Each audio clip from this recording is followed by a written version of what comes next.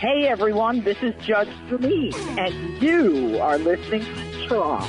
Back at it on a Sunday morning with you, Tron Simpson. All things Tron are at tronshow.com. We are live on KVOR.com. We are live on 740 AM right here in Colorado.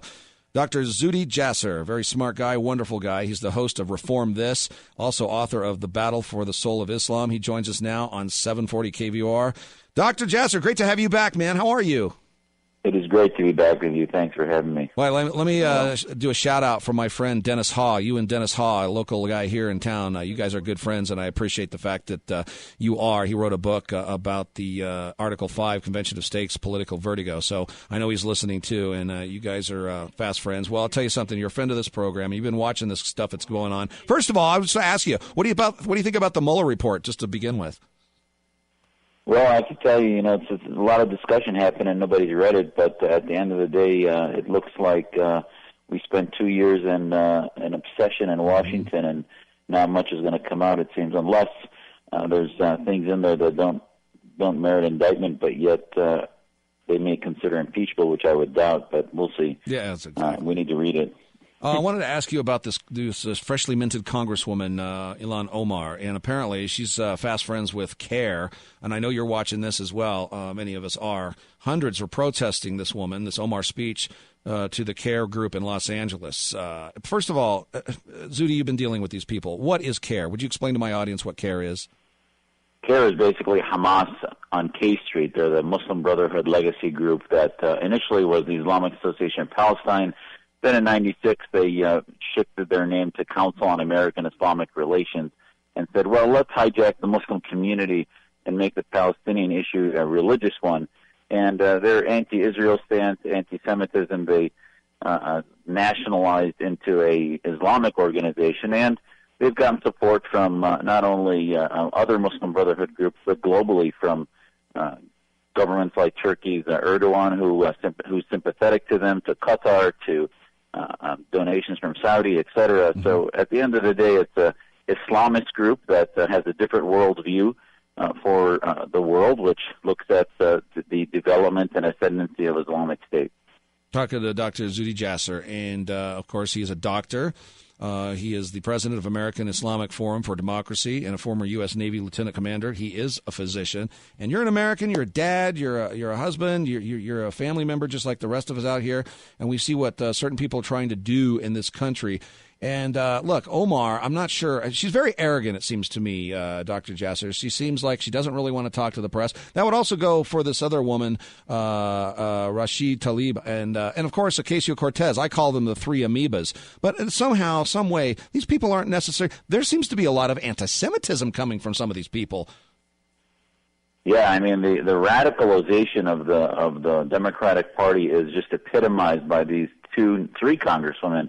And it almost, what people aren't realizing is that, before Omar was Keith Ellison, who was also pretty radical. I have a chapter in my book about him, but yet he knew how to deceive folks into thinking he was moderate. Now, because of social media and sort of the shock value of living on the edge, if you will, it's become, they're mainstreaming the anti-Semitism where she takes on the mantle of, well, anyone who criticizes is anti-Muslim, when in fact the tropes and the things she's saying are things that you can get out of the protocols of the Elders of Zion and conspiracy theories that are some of the same things that are said by Hamas, even militant Wahhabi clerics and others. And you can tell she doesn't ever answer the question. Exactly.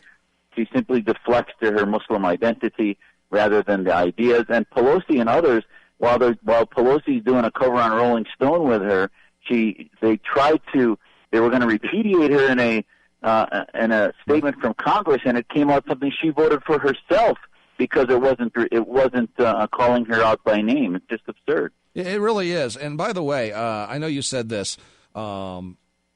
Here's what Dr. Jasser said at one point not too long ago. Before an individual takes a turn toward violence and dons the military vest and weaponry of an Islamist soldier, he spends years wearing the jersey of the Islamist team. As long as we focus only on the weaponized Islamist and not on all Islamists, we are in a state of unmitigated surrender. That's a great statement. You said it. Explain that to folks. Would you explain that to me? I think I get it, but I want to hear it from you.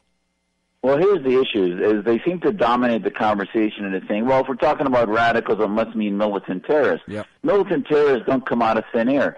Just like with AOC, we're talking about just radical socialism. Islamism is a theopolitical idea. So she can deny terrorism and the means of getting to the Islamic State, but at the end of the day, just like socialism is a collective economic ideology, Islamism is a collective theological ideology where if they're majority Muslim in states like Saudi Arabia, Egypt, or elsewhere, they'll want to have a Sharia state with the Constitution being the Quran. If they're a minority, like in America, they follow the laws of the land, but yet they try to shift policy to benefit Islamic states or dictators, as they try to do against Israel, as they do against the West, and against NATO. Talking to Dr. Zuhdi Jasser, you mentioned Sharia. Sharia is it flies in the face of our Constitution, does it not? Absolutely. I mean, this nonsense where Fox had to put Jeanine Pirro on hiatus because of her mentioning the fact that Omar follows Sharia supremacism is absurd. I mean, I might not have myself linked the hijab to that, but at the end of the day, if we can't even have a conversation about it, on the one hand, the left won't even repudiate rank anti-Semitism. On the other hand, on the conservative side, we're suspending folks who even ask the questions that many of us do within the Muslim community. It's absurd. It is absurd. And these are the things that people that really, they need to pay attention to this. They need to understand what's going on. And that includes Democrats out there, not to be led by the nose, not to be told what to believe or what to think. You've got to do your own homework out there. That's exactly what we did. That's why you put together your program. And that's what I want people to know. How do they listen to your show? They got to get your book. They can follow you on Twitter. Where do they go, Dr. Zuhdi Jasser?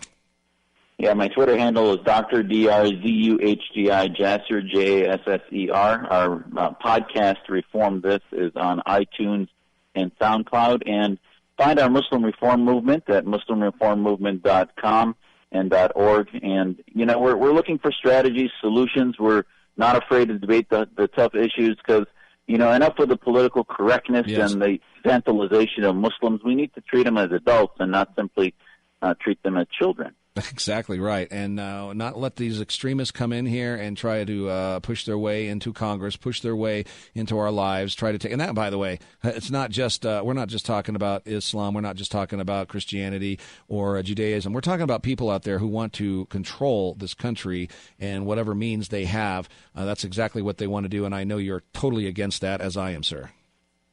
Yes, sir. As a patriot, I see. You see Erdogan using what happened to the horrific act of terror in New Zealand, showing the footage of the GoPro footage of the militants on his campaign rallies and demonizing the West, and he's still in NATO. So this is much bigger than Omar, who's against freedom in Venezuela, who's against freedom in Turkey, and is working against American interests. And meanwhile, we're letting them radicalize the world of Muslims rather than advancing liberty in an offense. We're simply on defense, and we need an offense, Tron. Amen, sir. Dr. Zuhdi Jasser, thanks, man. Great to talk to you again. Anytime. Thanks for having me back. All right, man. Take care of yourself.